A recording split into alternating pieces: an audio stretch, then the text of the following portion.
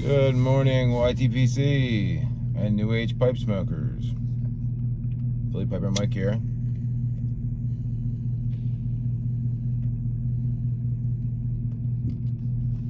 It is Thursday, April 7th. Currently 46 degrees, going up to 57. Rainy, overcast, or I guess drizzly, I should say. I think it rained a lot last night, but I guess it's clear up by the end of today.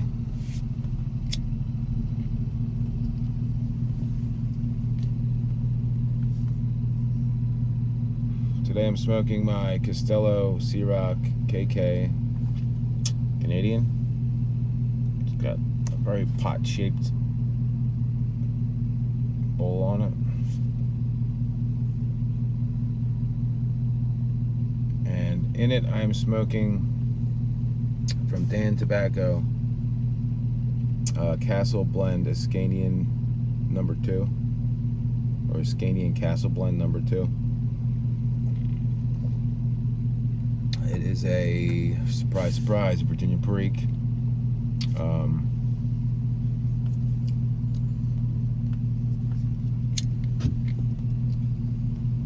Very good. It's a very bready vapor. You get a lot of bread, like toast bread, and then you get some nice,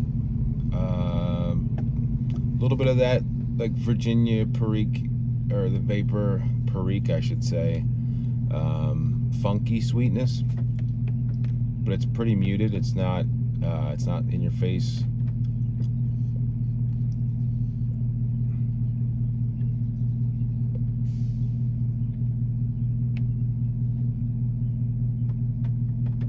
It's really good. This is definitely one of those blends that I got from my buddy David. So I was doing some comments, sitting down finally. Yesterday I had a little bit of time, and I was going through I made it a couple weeks back, the last few weeks of comments, at least on my page. I don't know if I get notifications on comments on the New Age Pipe Smokers channel. I'm gonna have to go through YouTube and do it individually. When you get an email through YouTube, you can go reply or manage all comments. You just hit manage all comments, and then it goes from most recent, and then you can just keep going, which is the way I normally do it. But now that I think about it, obviously that's only for my main page, so I'll have to do that. But anyway, one of my viewers was asking what lighter I use, and I have a ton of them, but I have I think a few of the I Am Corona Old Boy. This is sandblasted.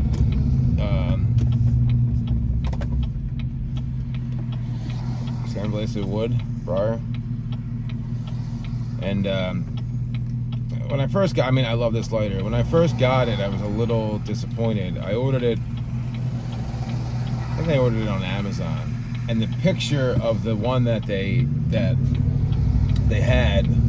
had this like amazing sandblast, like ring grain. It was awesome, and I'm assuming it's like the stock photo for that lighter, because I ordered it going, oh dude, that thing is killer. And then when I got it, this thing doesn't have really any ring grain on it. It's got a little bit, but it's not like nowhere near the picture.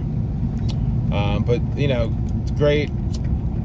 It's almost out of butane, but for a pipe, this is definitely my preferred lighter. I haven't used it recently just because I have to fill it, and I keep forgetting to bring it inside.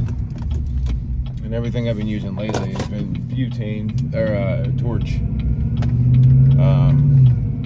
for cigars. So I've been using my Nat Sherman Metropolitan lighter that I got. It's almost empty.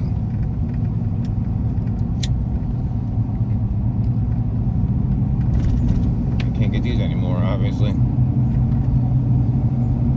I actually just smoked a Metropolitan Connecticut this morning. When I went to Holtz over the weekend, I picked up it was a Nat Sherman sampler. It had the couple of the timeless blends, and then Metropolitan Connecticut and Maduro in like a Robusto and like a Churchill. Came with like six cigars for like $35, $39. Pretty good deal, and they're really good cigars. But yeah, anyway, so can't get the Metropolitan anymore. Michael Herclocks did buy or acquire the Timeless brand and maybe the Metropolitan. He came out with a new brand called Ferio Tego cigars. He has the Generoso and the Eleganza. The Eleganza is good. I haven't had it. I haven't had the Generoso, but and then he released the timeless ones, Metropolitan or the Pan American, the Supreme. I forget what the other one is. Anyway, but yeah, Ascanian Castle Blend number 2 is it's a really good blend. If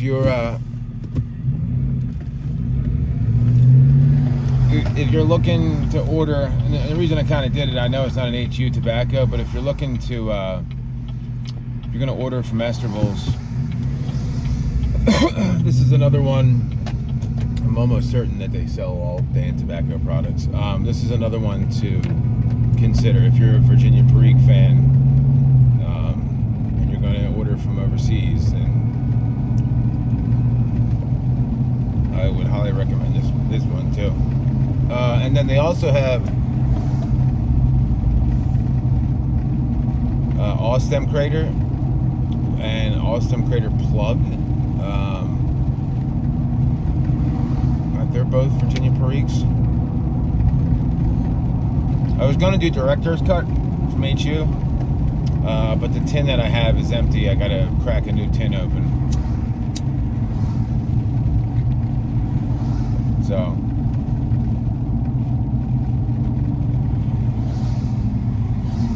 I can't do that right now, but I'll crack one open.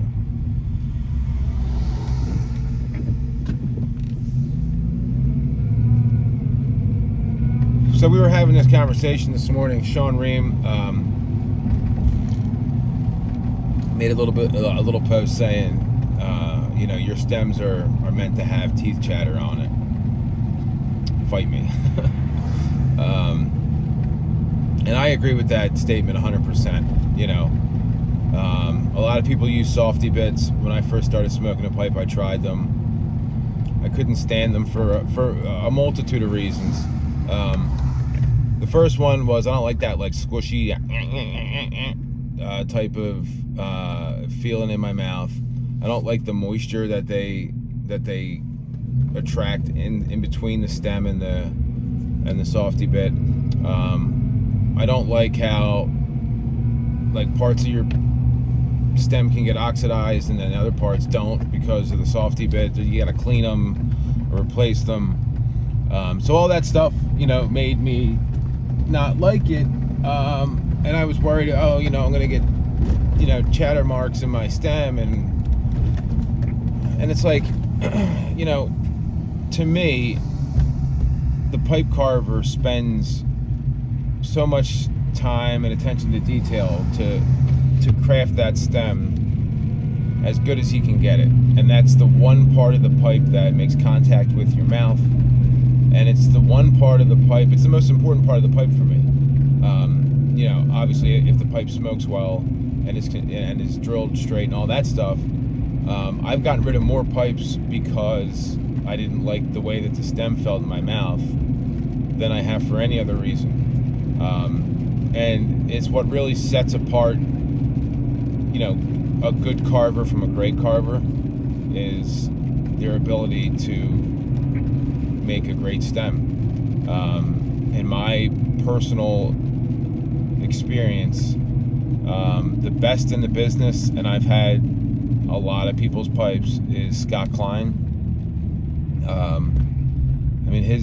His stems I had a couple billiards from him, and they were like, it was an oval shank billiard. It was really nice and wide, super thin, perfect button, but not too thin to where it felt like it was, you could bite through it, or it had any kind of give. He just makes, to me, and I can't remember who I heard say that as well. And I was like, dude, it might have been Shane Ireland or another carver, and they were doing like a maybe like all pipes considered with Scott Klein, and he said, best stems in the industry, and I agree 100%.